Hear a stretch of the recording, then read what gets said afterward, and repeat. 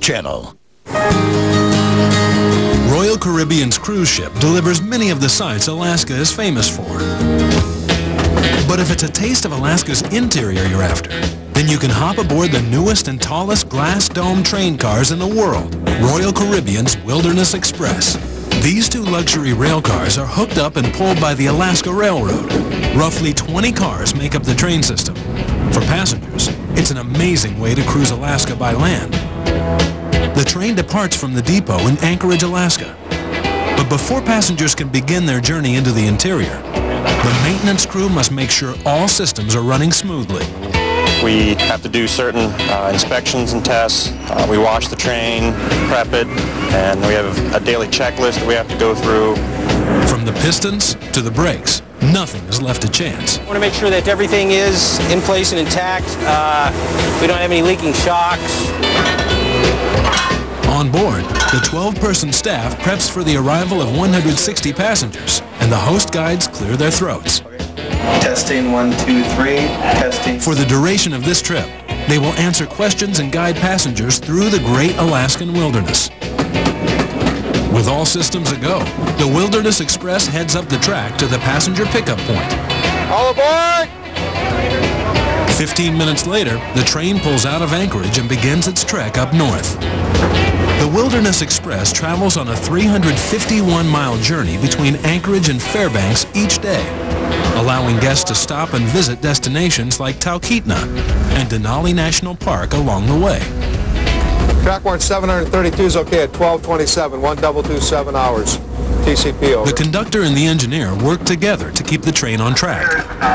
While the engineer worries about driving the train, the conductor stays in communication with the dispatcher to ensure the rails are clear at all times. Somebody else has the portion of track right now that we're looking for. So they have to get in the clear and give up that portion of track before we can get that track. And that's what keeps us from running into each other. While crew members keep their eyes on the rails, passengers take in the scenery. Every turn of the track offers a spectacular photo opportunity.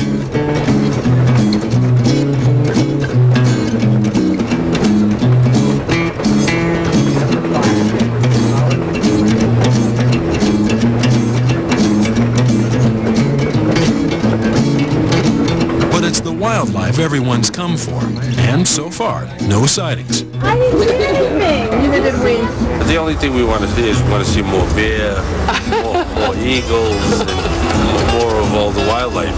We don't get much wildlife down there in downtown Boston. The first stop aboard the Wilderness Express is beautiful downtown Talkeetna.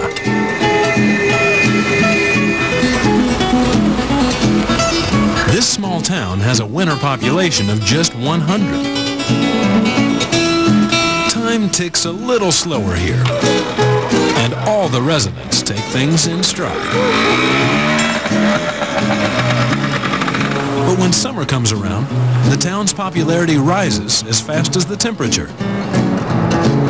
This is where hundreds of climbers flock to ascend North America's tallest mountain, Mount McKinley. But passengers who want to expand their horizons without working up a sweat can climb on this little six-seater for an unforgettable flight above Talkeetna's mountains and glaciers.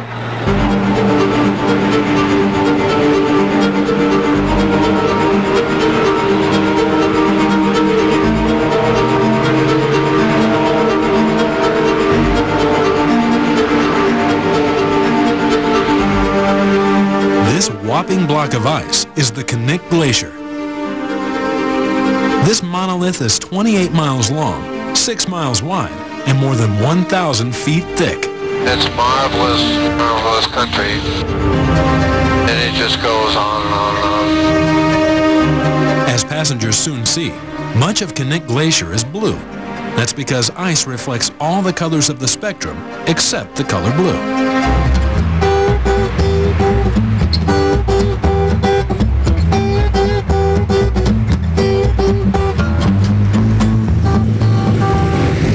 Enjoying the scenery from up high, back on the Wilderness Express, it's time to chow down.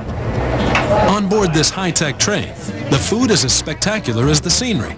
But preparing meals in a moving wagon could make any chef nervous. The biggest challenge on this car is just working with the rock of the train. If the train's turning one way, everything tends to kind of fly, so you got to open the door and grab real quick. After lunch, it's time to head into Denali National Park.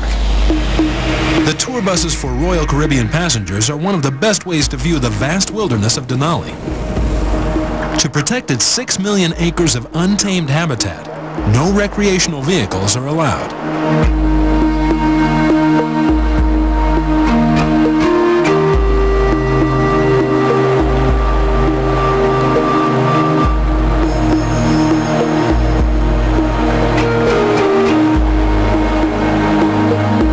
It's 6 million acres in order to protect an entire intact subarctic ecosystem. Very rare in the world today. Not one species has been eradicated, nor have there been any introductions of non-native species. It's pretty special. And visitors get what they came for. Just 15 feet away from the park road stands a real live moose with her 2 calves. They're only 1 month old, but that makes them old enough to outrun a grizzly. And in these parts, that's good news. She is doing real well to have both her calves still with her. There's a high calf mortality rate here in the park where there are predators like wolves and grizzlies. On this trip, you're bound to bump into caribou. In Alaska, there are more than 1 million of them. That's twice as much as the state's human population. Although both the males and females grow antlers, it's easy to tell who's who. The gargantuan-size antlers are reserved for the males. Up ahead, it looks like another bus has spotted something wild. Passengers hope for a grizzly, but it's a wolf, finishing his lunch, an even rarer sighting in Denali. There are only 90 wolves in this park, and each pack claims 600 miles worth of territory. So this sighting's an incredible stroke of luck. To see wildlife here in Denali, you need to be active, attentive spotters, keeping up a constant search. But really, there's no substitute for dumb luck. Just being at the right spot at the right time. As an early morning drizzle descends on Denali, passengers can still make out a herd of Dall sheep perched high on nearby cliffs. Then, suddenly, My Lord. There's a bear right over here. a 400-pound brown-haired grizzly appears.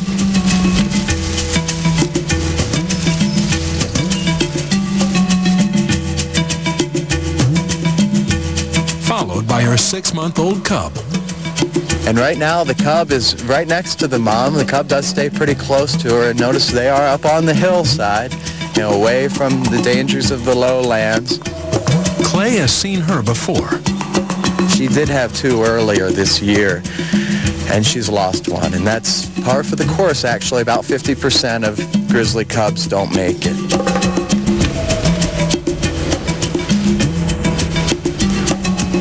In just 3 hours in the park, these very lucky passengers have seen the big 5 inhabitants of Denali. For some, it's a fitting ending to this railway journey, but others may end their trip back in Anchorage, or choose to continue on to Fairbanks before catching a flight bound for home. From the glass dome windows of the Wilderness Express to the decks of the Radiance of the Seas, these vessels supply passengers with a spectacular way to cruise Alaska by sea or by land with all the comforts of home. And they provide an awe-inspiring adventure into one of the world's last frontiers.